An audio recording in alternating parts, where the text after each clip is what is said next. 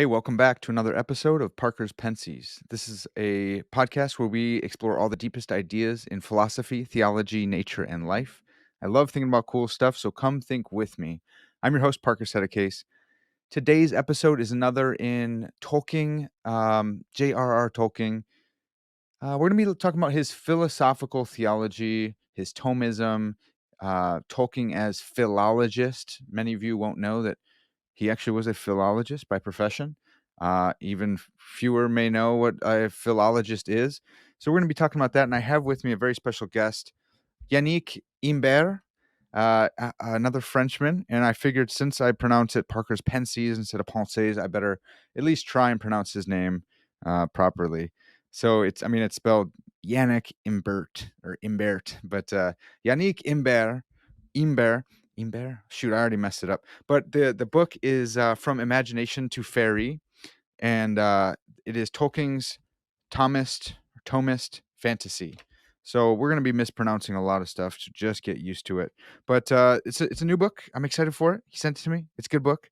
And we're going to be just exploring more on J.R.R. Tolkien. Before we jump in, though, I want to thank everyone who's making this podcast happen over on Patreon. You guys are awesome.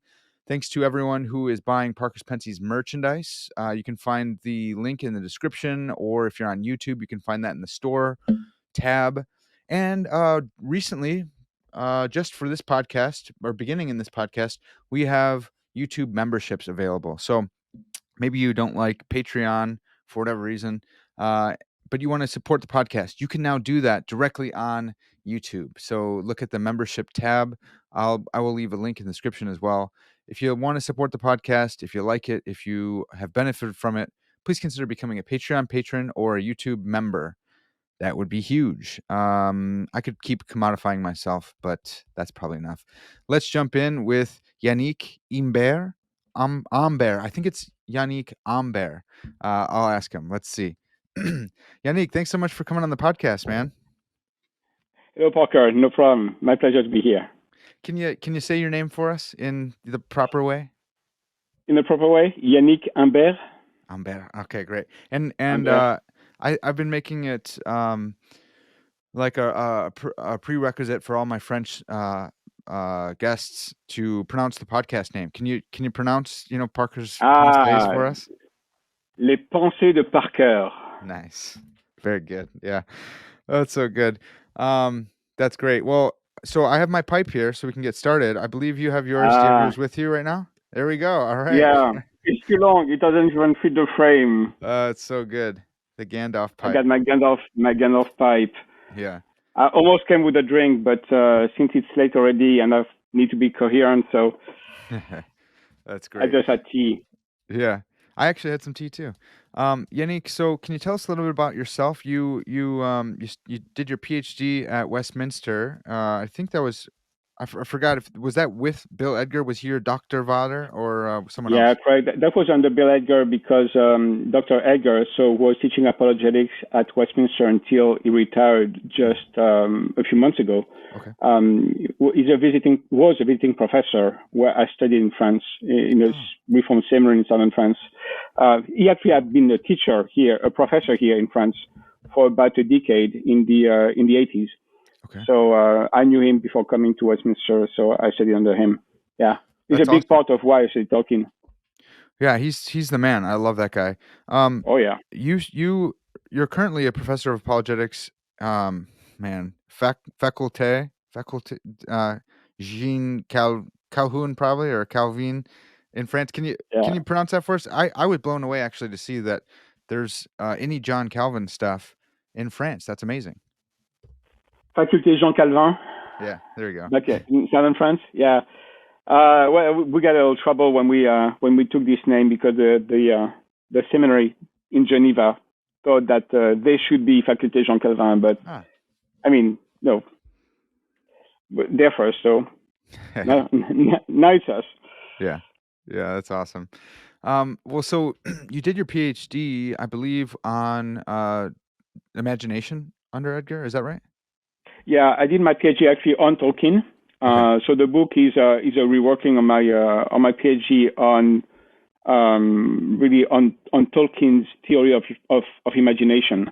Okay. of fantasy from a reformed, but mostly seeing him as a Thomist thinker Yeah. or Thomist writer. Yeah. Yeah, that's very cool. Yeah, and I'm excited to get into the details of the book. Um, an interesting point that I came across was the different interpretations of Tolkien's philosophical theology. And you say, Hmm. he's a Thomist, and I want to talk about this as well. That he's a Oxfordian Catholic or Yeah. Oxfordian Yes. Catholicism. But before that, Yes. do you have the rest of the? Do you have other interpretations like on the top of your head? You can introduce the audience too. I hadn't really come across the different the debate Hmm. on what he really is, I guess. Honestly, you pretty much have all the spectrum from Tolkien being an agnostic to Tolkien being a more or less a pagan Hmm. and only a nominal Christian. You have Verlin Flieger or Flieger, I never really know how to pronounce the name, who's one of the top Tolkien scholars, amazing woman, who argues that Tolkien, what you see in Tolkien's theology or writing is more a Platonic or Neoplatonic take on God. Yeah. And you have everything in between. You have Tom Shippey, also like one of the big names, who connects Tolkien more to the Augustinian, but via Boethius. Yeah. So a Boethian kind of view of mostly of virtues and good and evil.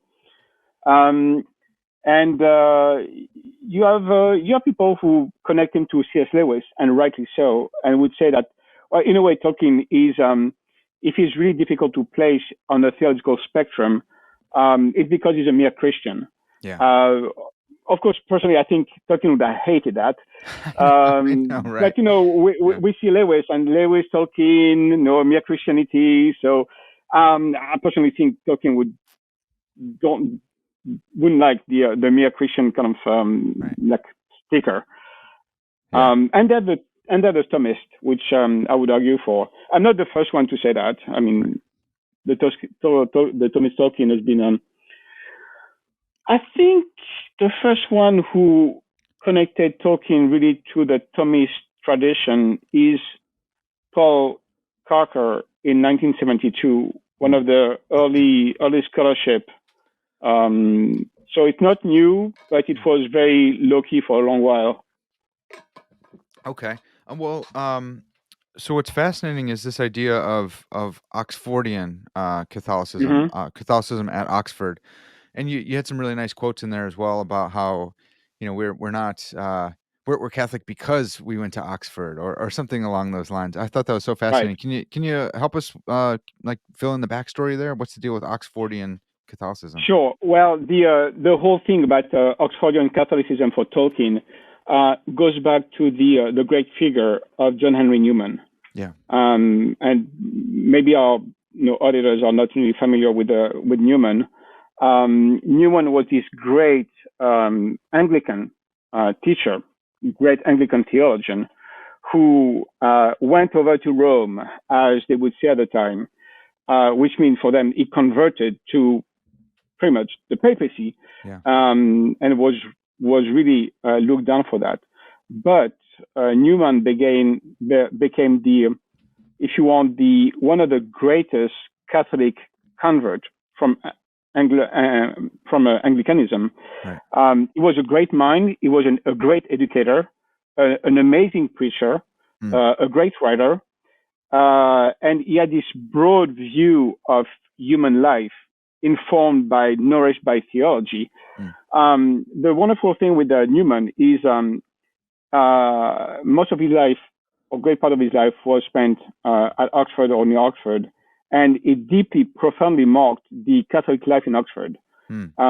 And that's why if you were a Catholic in Oxford, end of the 19th century, first few decades of the 20th century, you lived under the shadow of Newman Yeah. and the Tractarian movement, which was Anglican, but a few of them went to the Catholic Church.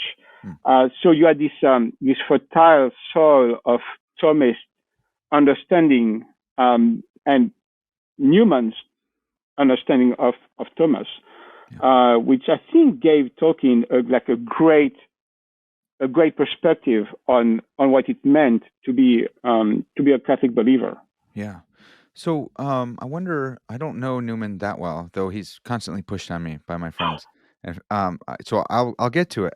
But are there like John Henry Newmonian distinctives in that type of Catholicism that would be different than at a different school, even like you might find at Cambridge or something? Or So I think there are some aspects that are typical of Newman.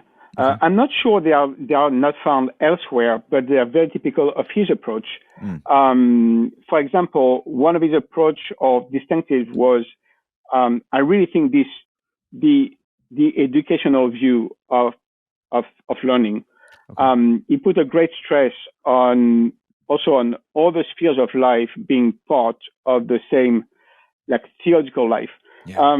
In that, he kind of resembles Abraham Kuyper on the Reformed I was in just the thinking Reformed that. Yeah, tradition. it sounds like Kuiper. Yeah, Um, and it's interesting that actually they kind of like overlap in time. interesting. Kuyper is slightly after, but there's something there. Hmm. The other distinctive in Newman, and so I talk about that in the book. I'm always I can't say uncertain because I write about it, so I must be at least a little bit certain of what I'm saying, Sure. or Yeah. at least you. I hope so. But there's this notion that Newman developed that's called the elative sense or elative sense, Yeah. which for him is a way to show that you can be rational in your belief about God without having all the rational reasons for believing about God. There's kind of like a rational apprehension of God, Okay. even though you can't rationalize it yourself. Yeah. And that's very distinctive to Newman. Okay. And you can find that in his Apologia and in probably one of his greatest work, which is Grammar of Assent. Okay. Grammar of Assent. Grammar of Yeah. Assent. It sounds like maybe like Um, proto planning or something. I wonder if Tyler McNabb. I think maybe Tyler McNabb has been working on something like that. So I'll have to ask him on that. yeah, I think Plantinga in his Warrant trilogy mentions Newman at some point, Okay. but it's been long. I read Plantinga about 15 years ago, so I'm not sure I would Yeah. top of my head remember that. But Yeah. it wouldn't be surprising because it's the same take on the epistemological foundation or the justified belief. Right. Even if you cannot rationalize it, it is rational by definition. Yeah. Yeah. That's great. Well, let's jump back onto Tolkien. So he's this. You're making this case that he's an Oxfordian Catholic, Roman Mm-hmm. Catholic. So maybe I just want to jump into his language actually. So like Tolkien's theory of language. While I was reading this chapter, I saw this guy Max Mueller. I think we'd probably say in English. And I was like, okay, this is fascinating. But then you brought up the point that Tolkien like really disliked this guy. So I was like, Mm-hmm. oh, so here's a new guy for me. Oh wait, no, Tolkien didn't like him. Can you help us out? Like what was some distinctives of Max Mueller, and then like why did Tolkien beef with him? Why did he disagree with him on his positions? Well, let's give a bit of background. When Tolkien became interested in philology, which is the study of language in its origin and evolution and development, how language changed over time. Yeah. When Tolkien became interested in that, there was a whole kind of like background of discussion, academic discussion about what is language. Mm-hmm. Max Muller was a German-born but mostly British. His life was in Britain actually for most of his time of his life.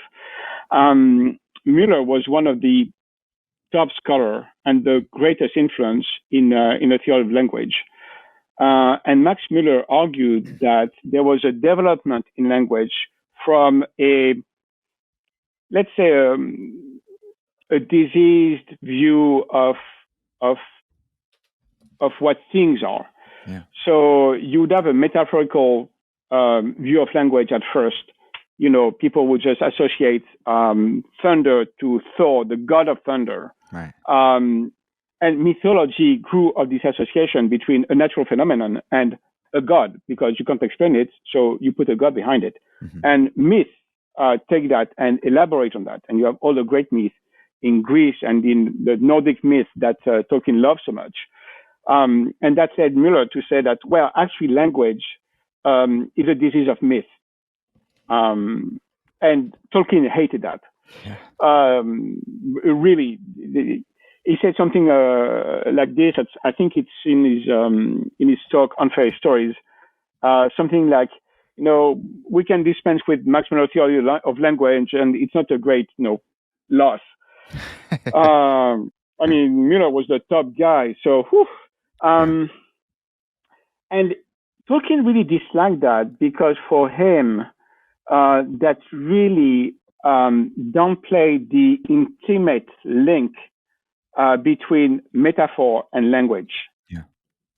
For Max Müller, metaphor and language, I mean, language is rational, almost say scientific. So the metaphoric part of language is due mostly to this like primitive way of thinking. Yeah. And Tolkien didn't like that. In rejecting this position, Tolkien also was very influenced by another guy named Owen Barfield, who thought that language in itself was metaphorical. And what's fascinating is you can also trace that in the great mind that was Chesterton. And Chesterton said that language did not become metaphorical; it was created so. Yeah. With the language of creation, which is very essential for a Thomist like Chesterton, and then for Tolkien. So language in itself, as a given in our human nature, is metaphorical in itself. It doesn't become so. It's not a disease.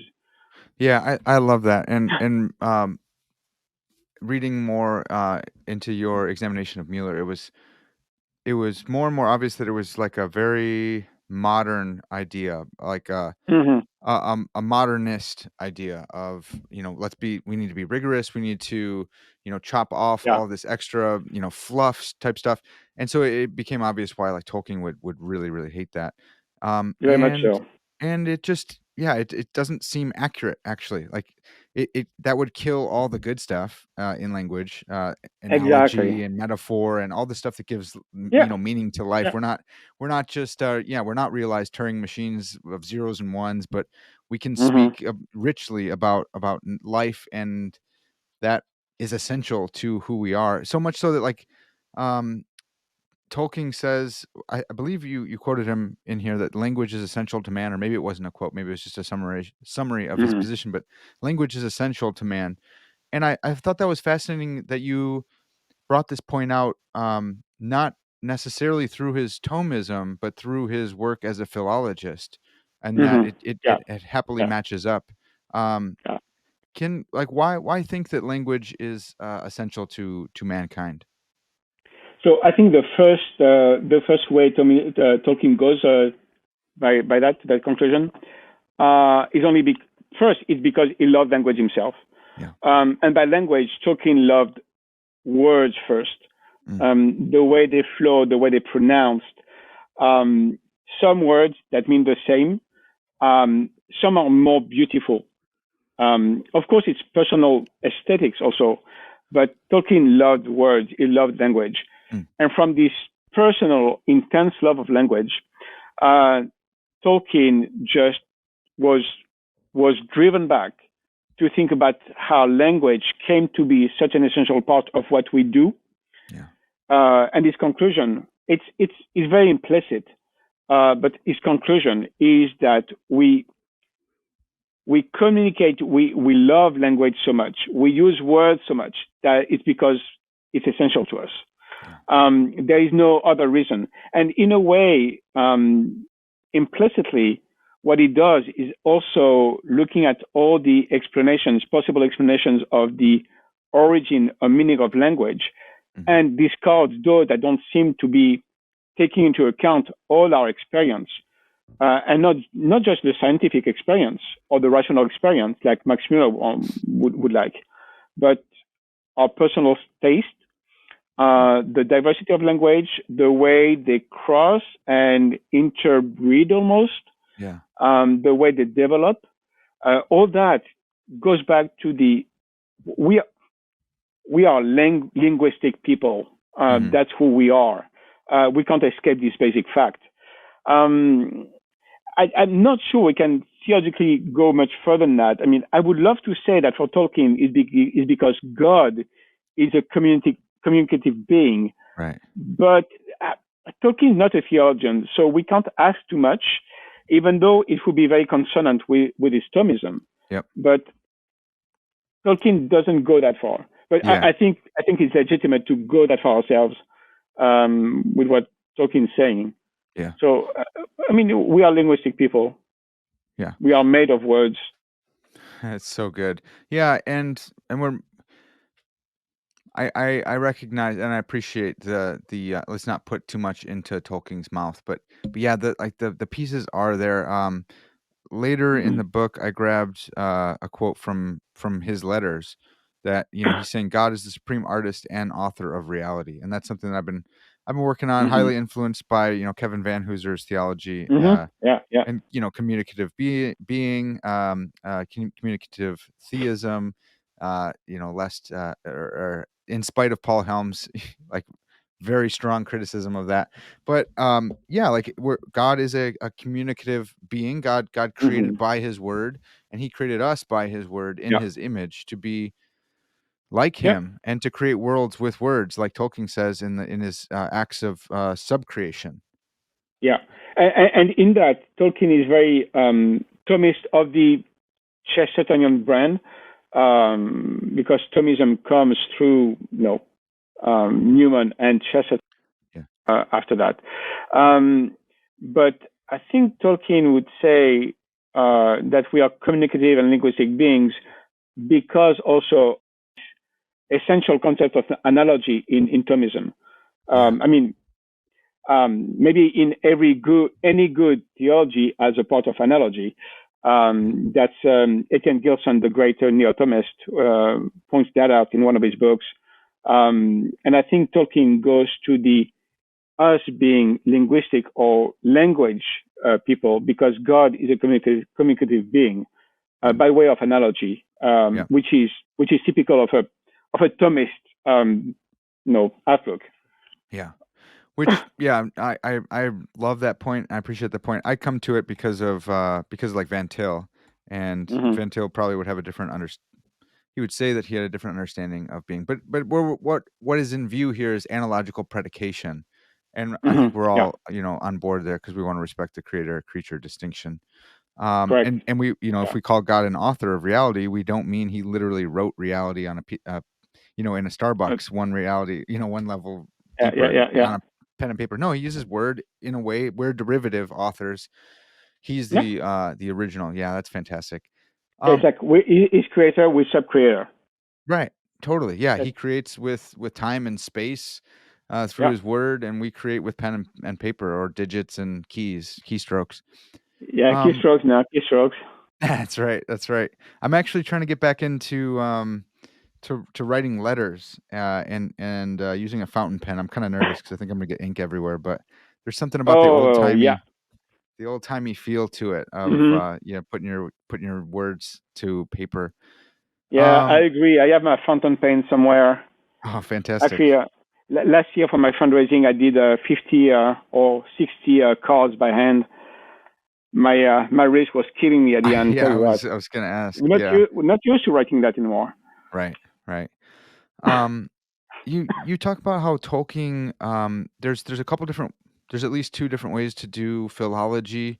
One is like purely formal, and that's just studying language, and another is Hmm. like an aesthetic way, which is like the actual Hmm. love of language, and how Tolkien did both.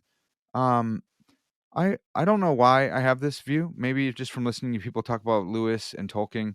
In my head, Tolkien seems like he was kind of a curmudgeon, and Lewis was like the real jovial one, but that's probably wrong. But when I think of Tolkien and all like the beauty that he creates, Hmm. it's like, man, this guy's so funny because he seems like he might be kind of a grouch, but then he makes all these beautiful characters, and he has poems and songs in all of his works. Like, what the heck's going on? So he did really have this aesthetic way of loving Yeah, language as well, even in yeah. his work. Can you help us out with that distinction between the aesthetic way of loving language versus like purely formal Hmm. of studying language? Yeah, so Tolkien came first in philology through a personal love of language. So for him, the aesthetic pleasure, Yeah. the intense personal pleasure in language was always first. Very early on, his mother, Mabel Tolkien, kind of like fed him books, and through the books, behind the stories or over the stories that he read, the words were like bringing back to a world that was constantly expanding. Hmm. And Tolkien's imagination was really like fired up by words, not first ideas for stories like many writers do these days, but first about words. And from a word, a whole like world came up, Yeah. which is, by the way, how he created the world of Middle Earth. It's first through words, language, songs, poems, and the story was almost the epiphenomenon. Ha. Yeah. It's what you see, but the heart of the planet Tolkien is words.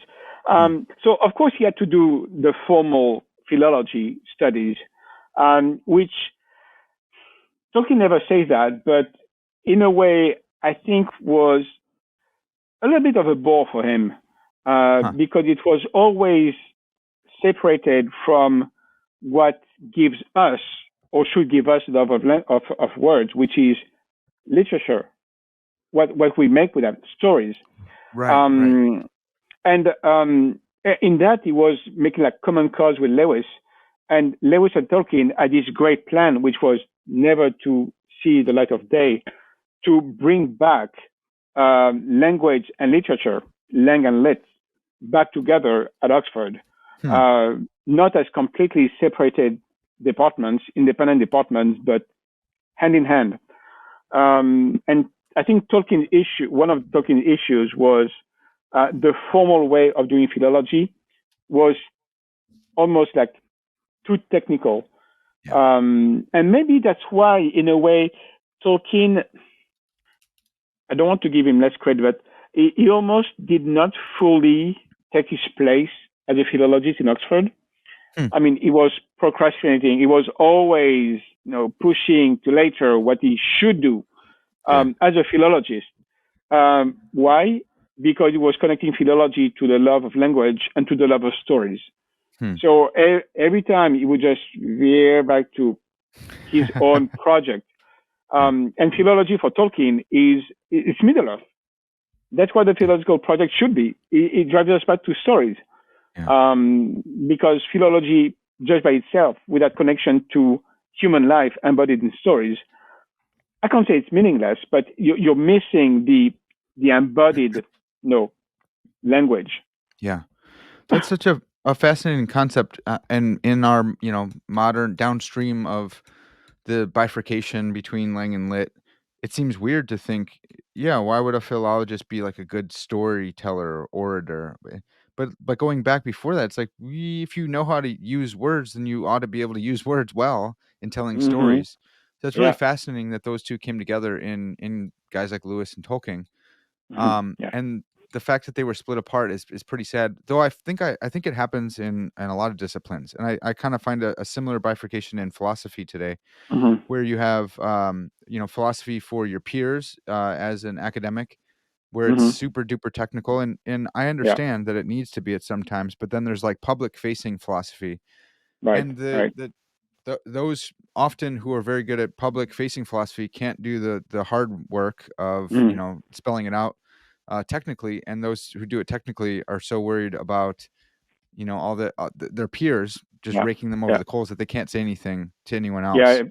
I think you find that in pretty much every field of human knowledge these days. Yeah. It's what a French theologian, but probably well known in the U.S., maybe less now, Jacques Ellul, Hmm. was calling the reign of the experts. And Yeah. there's Okay. always this over specialization to the point that you you you're like closed in a small world, Yeah. completely detached from everything else. And Yeah. in theology, honestly, in theology, you see that between this great division between the biblical department and the theological department, Right. and it's almost like independent realms. as if biblical scholars were not doing theology and theologians were not doing biblical theology. Yeah. But it's completely separated and very technical and everybody has its own expertise, and you can't. There's no integration of knowledge, which is tragic. And I think that's what Tolkien and Lewis were trying to fight against. But not sure that really worked. Yeah, that is. I mean, tough. that didn't. No, I know it didn't work. Yeah, right. Yeah, it's a noble project, and I don't want to only put the blame on the shoulders of the academics, because I know the work, and I've done it myself, and some Oh, things me are too. really yeah, right. There's some things are really hard to say. Yeah, So part of yeah. the blame is also on the audience, the public, the laity, who aren't willing to dive in deep and say, look, this maybe I have to read this 3 times. Yeah, maybe you do. So what? Like let's do this. But we both have to kind of meet in the middle. Right. So it's just an encouragement to the lay audience listening. Like, actually, people who are doing it right now, they're already doing it. So that's part of the reason for the podcast, is to bring it down That's from the top true. shelf. If you're listening to the podcast, it's you might Good have job. to go back to the dictionary. Sometimes I have to go back to my dictionary when I listen to podcasts. Yeah, yeah. Good for the brain. Good for the brain. Exactly. Yeah, totally. So maybe we've already broached this and discussed it or not, but in the book you have this subsection on Tolkien's what Tolkien took to the main task of philology. Do you think that we've covered that already, or maybe we can just say it more succinctly? Like, what did Tolkien take to be the main task of philology? I think Tolkien took as the main task of philology to explain the historical development of words, but also to show that words were always embodied in a culture and in a history.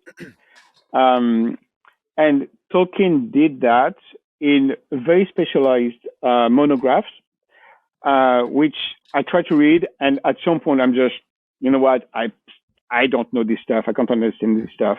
Yeah. But you find Tolkien's view of philology mostly in his imagination, in his fiction.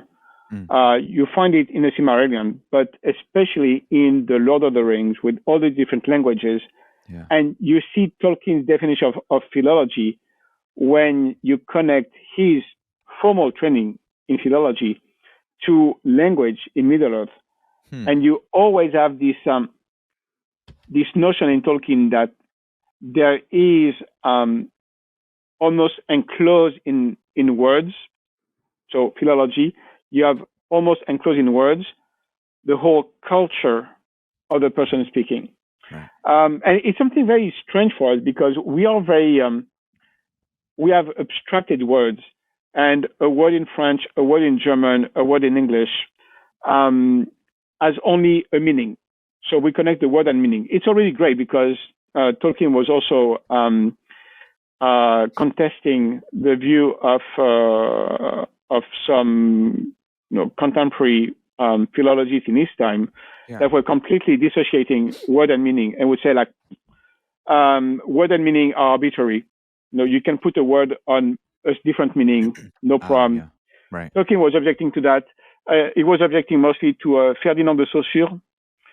I have no idea how you would pronounce his name in English, so maybe many hearers know this guy, but can you say it with the again English for us? pronunciation, Ferdinand de Saussure.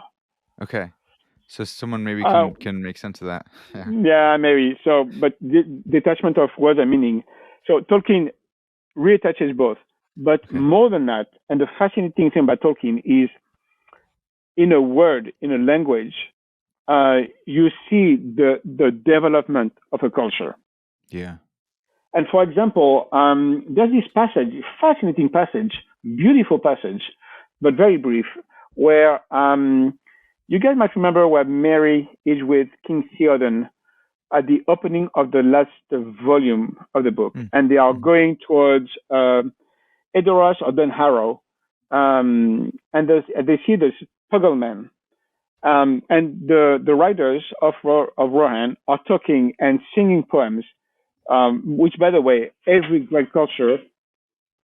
That's my dog. He's not happy. He wants to come in. That's how mine You is have too. you have a dog. You know that. That's right. So yeah, every great language and culture in Lord of the Rings has songs and poems, which say something. But Yeah. so it can hear the men of Rohan singing. It doesn't understand a single word they're saying, but it connects the way it sounds. So the words and this love of words to the country itself. And it say that because a word, a language is so embedded in a culture, in a country, almost in a geography. Mary says, or Tolkien points out that for Mary, the language of the Rohirrim was like the country itself, full of rolling hills and streams. And that's a fascinating take on philology. It's not just about the word itself. It's about everything that the word describes, Yeah. and the word is also coming from us being able to inhabit a time and space. But that's so remote from anything we know, because to say that the geography of a land impacts the development of a language seems completely random. Right. But you find that in Tolkien over and over again. Yeah. Language says something about the place, your place you inhabit. Do you think that that extends merely to words, or also to like the pronunciation and affect and Ah, accent? so I think that will show up in dialects and Okay. accents. Yeah. Um, I'm not sure we see that exactly in Tolkien, Sure. or actually, it doesn't say that. But you have, is it Tolkien who say that, or is it a study on Tolkien? I'm not sure. But in The Hobbit, where there's this episode of the dwarves and Bilbo being captured by the trolls. Well, the interesting thing is, I think the way Tolkien spells out the English of the trolls is kind of like brings back the London accent Oh, in English. okay. So if I'm right, I'm not really sure what that means for Tolkien to compare English in London to trolls. Right. Maybe for the guy in Oxford, it's kind of like a like Yeah. joke, inside Yeah, joke. right. So I think you find that in Tolkien, the words and pronunciation, it's all like molded together Yeah. to the life of the people who inhabit and speak. Yeah. But it's completely foreign to us. Yeah, Um, I think it's intuitive if you explain it to people, and depending on where mhm. you're from, I guess, but, like, certain English accents, because there's a billion of them, Yeah. even all around London, certain ones Oh have yeah. this, like, English gentleman, and you're like, "Man, just keep talking, whatever you say." A lot of us really feel that way about you guys, you Frenchmen, though I'm sure there's different there's different types of French. Oh Um, yeah.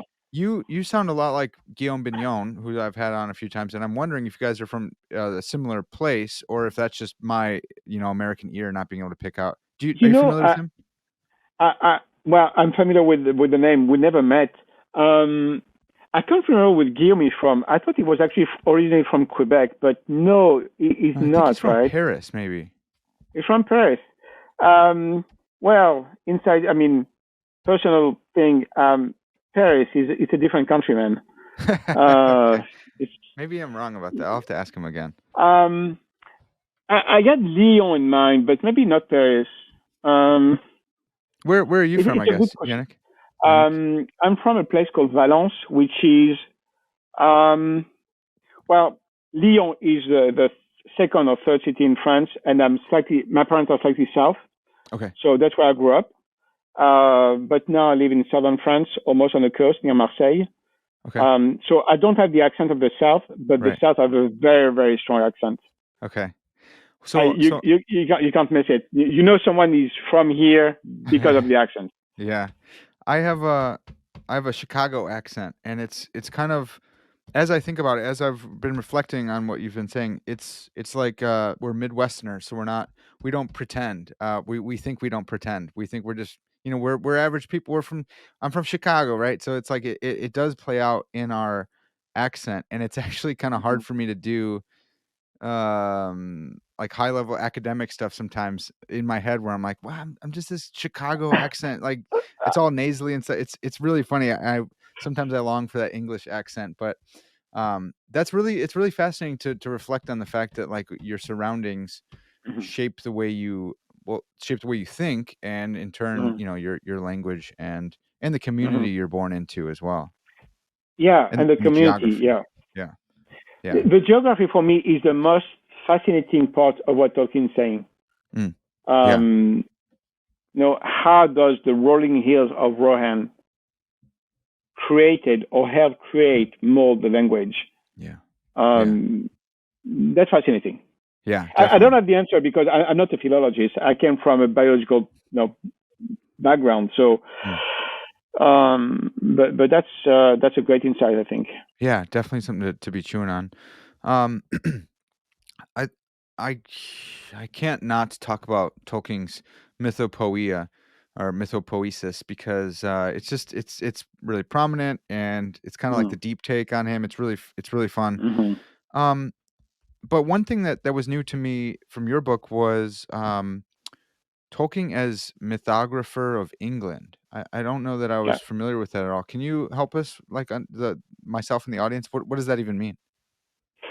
So I place Tolkien in the great tradition, especially in the 19th century, of those, and they were not necessarily scholars, but who would try to um, gather all the myths, stories, legends, and tales of a specific country, Mm, bring them back, uh, and be nourished by that, and sometimes create something new. You find that in Germany, for example, with the Brothers Grimm. yeah, So we know all the Green Tales and all, but behind that there was this great vision by the two brothers to collect the tales, and in doing so, doing like a mythography, really like the writing of the myth of and the legends that came to nourish German culture. Of course, for them there was something essential about the distinctive of a typical German culture at the time. They wanted to give Germany a specific tale, a specific nourishment, going back yeah. to those tales and legends that now we have. Well, I don't know if many of us have read the Grimm stories. We're familiar with the Disney take on it, but the original tales are often they're rather grim. No pun intended, but they really are rather grim sometimes. Mm, You find that with Elias Lönnrot also in Finland. So mm, gathering this like great number of tales and legends.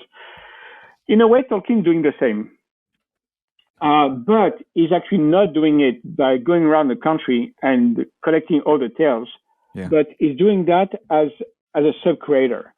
And Tolkien is a mythographer in a sense because he's looking back at a created or sub created history, almost like England is coming from Middle Earth. And what huh, Tolkien does is placing himself, Tolkien, not as a writer of the Silmarillion and the Hobbit and Middle Earth, but is seeing himself as gathering all those poems and tales that came through us through history in England, yeah, is gathering them and is presenting it as well. Here's what the tales were before England was Christian. right, It's a pre-Christian age that is drawing on that he completely created. So he's a sub-creating mythographer, if you mm, want. yeah, yeah. That's really fascinating. Um, so that means that though it's pre-Christian, it still needs to be in accord with like Old Testament theology. Is that right for Tolkien? So yes and no. Okay. In a way, no, because it's a distinctive mythology Okay. which is not directly connected to the Old Testament, which Mhm. is the tales and the revelation given to a specific people in ancient Near East. Yeah. But in a way, it's still the same God of the Old Testament. Okay. So it's not the same stories, but it's the same God. Yeah. And in a way, you can say that the God of Tolkien's fiction is the God of the Christian or the Hebrew scriptures. Yeah. So the Yahweh of the Old Testament, even to an extent, the Trinitarian God that you see more fully revealed in the New Testament, Right. can be seen, discerned in Tolkien's mythology. You Yeah, have with to the pay secret close attention fire. to what Yeah. the Secret Fire. You have this this relationship between the creating God who sings creation to being, Mhm. which I always thought is a great also insight into the nature of creation. I thought that too, yeah. It's really good. I, you know, sometimes I would like, I wish almost that the Old Testament, that Genesis 1, used the verb singing Yeah. instead of creating. But okay, I don't want to. I But asked Chris Wiley about that, and he said, he quoted the Music Man and said, "Well, just, as the Music Man says, singing is just sustained talking," and I was like, "Man, that's pretty fascinating." So there's a way to kinda fudge it in our you could yeah. say that it's a melodious talking. Yeah. Yeah. That's good. And some people, the way they talk is it's almost it's rolling. It's That's close how to we singing. you sound like that to us, and, you sound like and certain dialects of Chinese, Mhm. like when I was in Mhm. seminary, like all the Chinese girls were amazing at Greek and Hebrew, which is hilarious because they were learning it in their third language already. They're learning in Yeah. English. They're learning, and I'm like, how are you guys so good? But the way they talk, their inflection is also like sing songy. So Right. Right. Right. yeah, so I like that. So, but yeah, there is so there's a clear connection. Clear. No, I think it's a clear connection between the God of the Bible, Old Okay. Testament, and Tolkien's. I don't want to say Tolkien's God because his God is the God of the Bible also, but Okay. the God of his created mythology Hmm. is the same as our God, Yeah. except he has another name. He doesn't present or reveal himself in the same way Sure. because it's a different culture. It's a pre-Christian, pre-English mythology. Yeah. Creating the elves, the dwarves. I would argue that Eru Iluvatar created the hobbits by a direct act, but that's my crazy semi-heretical view of the origin of the hobbits, Okay. which would lead us too far into Tolkien himself. But I Yeah. wrote that the first time for my THM here in France on good and evil in the Lord of the Rings, and Oh, nice. That's so I really would good. make the case that the hobbits are a direct creation of God in Tolkien's mythology. Would that be would that help explain why they're so uh uncorruptible? So it's so difficult to corrupt them with the ring's power and such? So the hobbits are kind of a mixed bunch Mhm. because they can be easily deceived, and at the same time, there's a strength that you would not suspect. Yeah, so odd. Who resists as a culture? Who resists the most to the influence of Saruman? It's the hobbits. Clearly, it's the hobbits. Yeah. And I, you could almost argue that the reason why the hobbits are the strongest in resisting to the power of the ring is their Thomism. Huh. Uh, but Interesting. one expression Tolkien is using again and again to talk about the almost the philosophy of life of the hobbits, it's their common sense Ah, and common sense for Chesterton, which is one of the great guys that Tolkien draws upon. Chesterton, in his biography of Thomas Aquinas, Yeah, the dumb say that ox. the Thomism is the philosophy of common sense. Fascinating. And And I Tolkien's can't right in help that but line. wonder, Yeah. and I can't help but wonder, why can Sam, of all the people who come into contact with the ring, can be tempted by the ring in Mordor and resist the power of the ring? In that, he is superior to Tom Bombadil, who is Because he not tempted wasn't by in the ring. yeah, and he Yeah, wasn't in Mordor, right? no, and he's not tempted. Oh yeah, right. No, Not tempted. So he we don't feel in Tom Bombadil, we don't feel any attraction to the power of the ring. Sam does. yeah. And why can he give up the temptation? Because he sees himself as who he is. Hobbit common sense. He's just a gardener. He loves being a gardener. That is calling, that is vocation. That's who he's made to be. And he's recognizing that that's who he's made to be. He doesn't have to be the great hero of the age. And actually, I would argue that he is the hero of the age. Right. Actually, for Tolkien, Sam is Galahad in the Circle of the Grail, one of the greatest knights. So it says something for who Sam is. It's common sense. Sam is the Thomist of the bunch, because Wow. things are real. You cannot change reality, and to recognize what reality is and take your full place within it. That's one of the real strengths of Thomism for Tolkien. Interesting. And I think that's why the Hobbits, and Sam in particular, can resist so much the corrupting influence of the ring. That's such a profound lesson, and it harkens back to Saint Paul. You think of yourself with sober judgment. Yeah, It yeah, harkens back to Joseph, whose brothers say, please don't kill us now that our father's dead. And he's like, am I in the place of God that I can do that? I'm mm-hmm, not God. mm-hmm, And it's like, man, mm-hmm. if all of us thought this, we wouldn't be in the place that we're in right now. But even in our Mm-hmm. daily lives, look, I'm not God. I'm a creature, a creature of dust Yeah, made in God's yeah, image. So I'm not gonna, I'm not a cockroach, but I'm also like, I'm not him.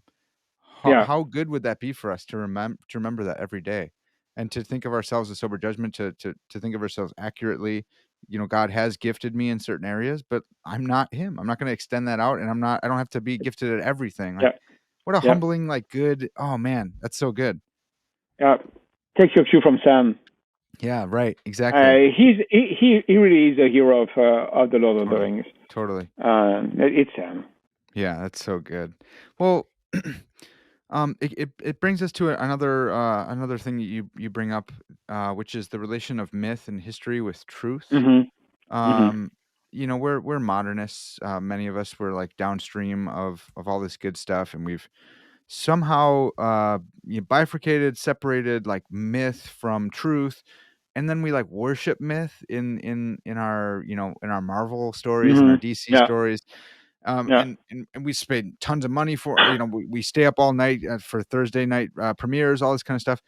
But we mm-hmm. think like, no, we've got the truth on our side. What Yeah, is the yeah. relation? What's the relation? And can we bring it back to like, can we reflect on Tolkien's connection and maybe gain something back that we lost? Yeah. So Tolkien called myth refracted truth. Mm, It is a splintered truth, because we live in a fallen world, yeah, but there is something of this broken mirror, refracted truth. yeah, The interesting thing is that Tolkien writes about that in a long poem, Mythopoeia, yeah, which he actually wrote in answer to Lewis before Lewis became a believer. yeah. So good. And maybe you guys know that, but if you don't, well, here it is. Yeah. Tolkien was probably the most instrumental in bringing Lewis to the Christian faith. Hmm. And Lewis tells a great deal about how he came to the faith, but there's something that remained a bit obscure.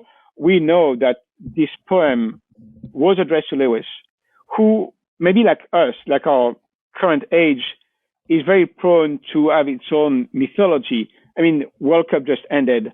The soccer World Cup just ended. Right. Well, that's typical mythology. We have our heroes. Well, I'm French, so of course now we have our semi-gods, Yeah. all those guys. Um, but so we love a story where, say, the French team is down like 2-0. It's Yeah. 10 minutes from the end, and you're like, well, you know what? They are dead and buried. Yeah. And 10 minutes later, it's 3-3, and Yeah. it's a shootout. Yep. Of course, we died then. But the point is, 2-0, 10 minutes from the end of the World Cup, there's no way you come back. And then there's a like resurrection. Mm-hmm. And what Tolkien was saying to Lewis, and he would say the same to us, is you guys are more irrational than any primitive man you can even imagine, because you are completely taken in this like modern football myth Yeah. where a team can be down and dead in the water and then suddenly rise back from the dead. But when you say, hey guys, no, there's also a man who was dead and rose from the dead because he was God, that is nonsense. Right. And Tolkien would say that's irrational. You disconnect myth and truth, where clearly myth and truth are connected, because Mm. even our modern myth points out that in every myth there can be something driving us back to God's revealed truth and God Himself, who is the truth. And And that's I why it's think, so compelling to see the comeback, yeah, because yeah, it's deep in us. It resonates some truth of reality. exactly. Yeah. And Tolkien would this for me the most wonderful book by Tolkien, maybe yes, I think, is his essay on fairy stories. Yeah.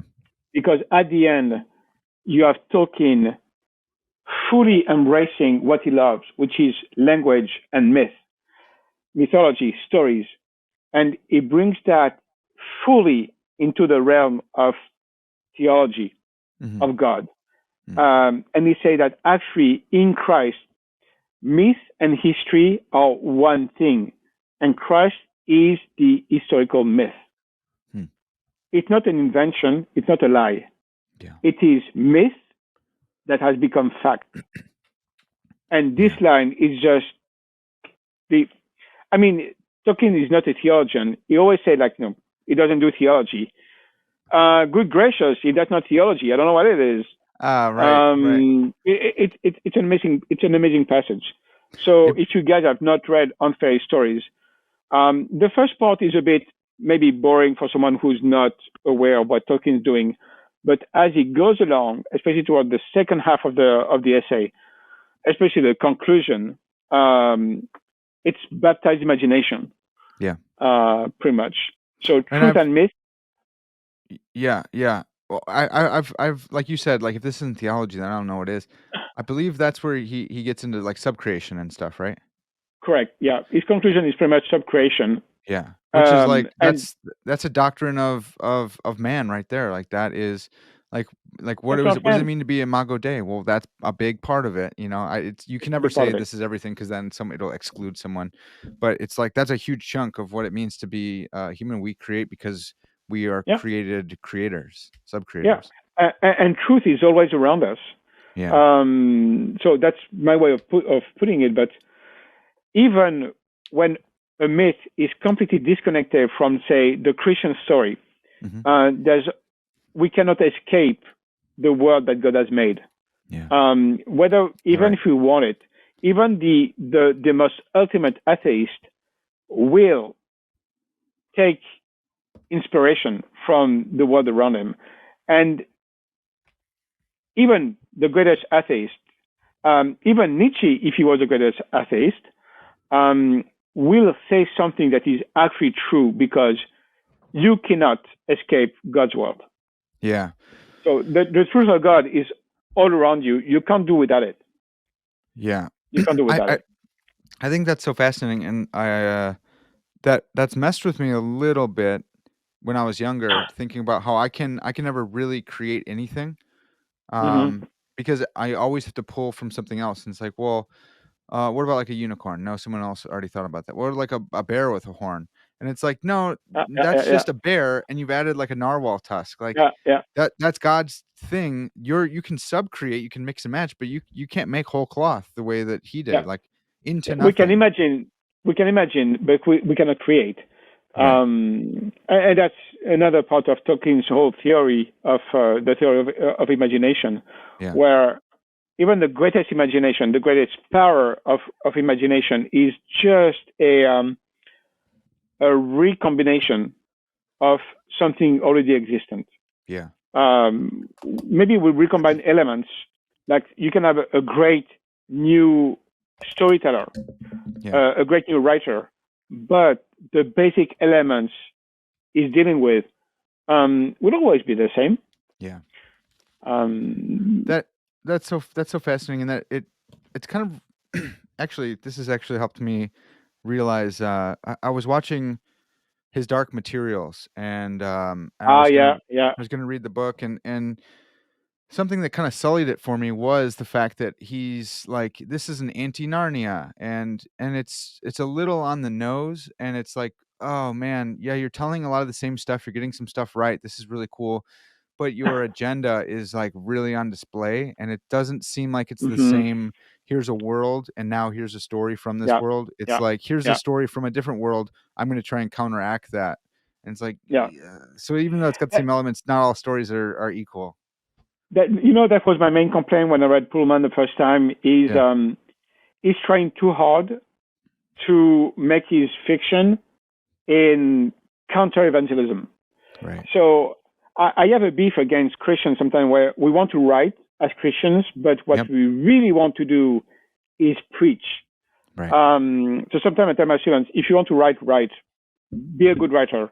Yeah. If you want to preach, preach, and be a good Right. preacher. And it's almost like if Pullman is doing the same, but as an atheist, Right. and is preaching his atheism. And honestly, at some point, it becomes it's so, and he does it in a very obvious way. So I'm like, sure. Recently, I started rereading. I think she's a wonderful author, Susan Cooper. The Dark is Rising, Okay. which draws a lot of inspiration also from the Christian faith, but it's very much more indirect, especially the first ones. And I think that's something that is so valuable Yes. to be able to be constantly nourished from your own like view of life. Mm-hmm. And I'm not saying that a story has to be Christian to be a good story. Even though Tolkien kind of like goes that direction in unfair stories, Yeah. because he said that a good fair story has recovery, escape, and consolation. Yeah. And for him, all those three elements are incarnated or Yeah. embodied in Christ.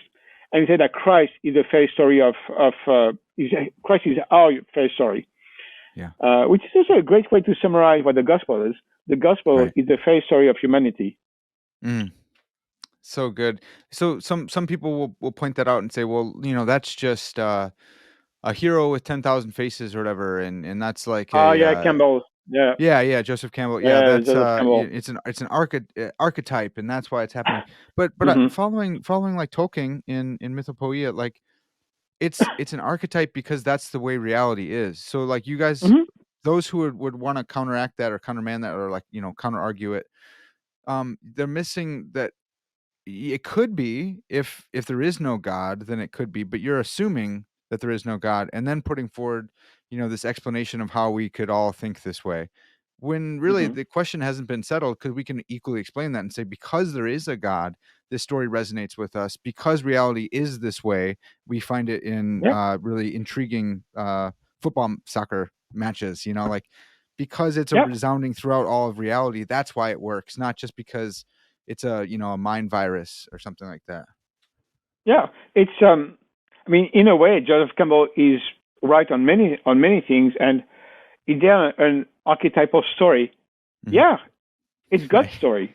Right. So sure. I mean, not to say that Campbell's archetype of story is the correct one, Sure. but if the question is, to say like, well, if you look at all the stories, there is commonality in all the stories. That's an archetypal story. Um, yeah, and why should it Right. be wrong? Right. Why should it be false? Yeah. It's not because they all resemble each other that they're false. Right. Which, by the way, is a great it's a great argument by atheists these days, where if all faiths resemble themselves, if they all have common practices like prayer, that means that they are either false or all the same. Why? Um, Yeah. no, why? No, it means that it all it all drives us back to a common creation, a common nature. Mm. Um, Again, I'm Tolkien as a theologian. Yeah. Um, Yeah. That's so I good. think, yeah, Tolkien as a theologian. Yeah. Yeah. Well, Yannick, this has been awesome, man. I have benefited from the book, and I'm excited that it's okay. So there's a bunch of Tolkien books, and there's going to be more, and you can't Oh stop yeah, it. there's always more. No. Yeah, but I'm really glad that the particular flavor that you give, and I was so glad to learn so much about philology in this book, and to see some of Tolkien's interlocutors or the people he disagreed with, and see so much of his influence. Yeah. I was really surprised by how influenced he was by Owen Barfield. I thought that was really Oh yeah, cool. Barfield was a major influence. Yeah. Yeah. So I recommend the book for the listeners. It's Yannick Imbert or Yannick Imbert, but it's From Imagination to Fairy: Tolkien's Thomist Fantasy. It's a great book. So thanks to the book. Thanks for giving me your time here. Thanks for your My French pleasure. accent. Yeah, Anytime. it's been Anytime. fantastic. Yeah, definitely. We'll have to get you back on to talk more. In the meantime, Sure. you got like a website or anything where people can find more of your work? So I have a website, but it's in French. Oh snap. I Okay. mostly that, yeah, I mostly do that in French. Um, so you can try, but I don't Sure. translate. Well, I mean, I usually do all my stuff in French on my blog Mhm. because there's so much already in English. There's so Yeah, sure. wonderful teachers and all that. Um, I'm not sure another voice Mm, would add a lot, so I focus on serving the that's French good. world. Yeah. But you never know. You never know. Yeah, that's Maybe really good. maybe I'll be back in English. Yeah, yeah, definitely. All right, folks. Well, that's gonna have to do it for now. This has been Parker's Pensées, and as always, all glory to God.